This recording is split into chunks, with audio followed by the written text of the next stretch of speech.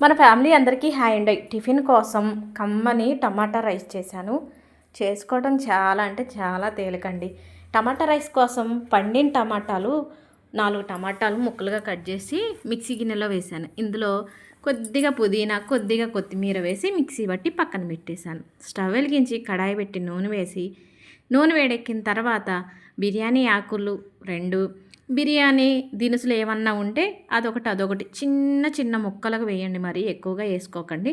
అవి వేగిన తర్వాత కొద్దిగా జీలకర్ర వేసి, జీలకర్ర వేగిన తర్వాత పచ్చిమిర్చి, ఉల్లి ముక్కలు వేసి, ఉల్లి ముక్కలు వేగిన తర్వాత అల్లం వెల్లుల్లి పేస్ట్ 1 స్పూన్ వేసి, అల్లం వెల్లుల్లి పచ్చివాసన పోయేంత వరకు వేయించి, ఇప్పుడు ముందు మిక్సీ పట్టేసుకున్నాను కదా టమాటాలు, ఆ పేస్ట్ కూడా వేసేస్తున్నాను.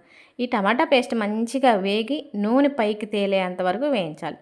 ఇక ఇప్పుడు ఇందులోకి కొద్దిగా పసుపు, టమాటా రైస్కి సరిపడేంత కారం, రుచికి సరిపడేంత ఉప్పు, కొద్దిగా గరం మసాలా, కొద్దిగా ధనియాల పొడి వేసేసి ఒక్క 2-3 నిమిషాల తర్వాత ముందుగానే వండుకున్న అన్నం గడ్డలుగా లేకుండా పొడి పొడిలాడేటట్టు చేసుకొని అన్నాన్ని ఇలా వేసేసేయటమే ఈ మసాలాల్లో. ఇక ఈ మసాలాలంతా కూడా అన్నానికి కలిసేలాగా ఒకసారి తిప్పేసుకొని ఒక 3-4 నిమిషాల పాటు సన్నటి సెగ మీద అన్నం కూడా వేగనిచ్చి కొద్దిగా కొత్తిమీర వేసుకున్నామనుకోండి, కమ్మటి టమాటా రైస్ రెడీ. మా వారు అడిగారని టమాటా రైస్ చేశాను. పొద్దుస్తమానం మన కోసం కష్టపడే మన వాళ్ళ కోసం వాళ్ళకి ఇష్టమైంది చేసి పెట్టడంలోనే మనకు ఆనందం. అవునంటారా? కాదంటారా? వీడియో నచ్చితే లైక్ కొడతారు కదా.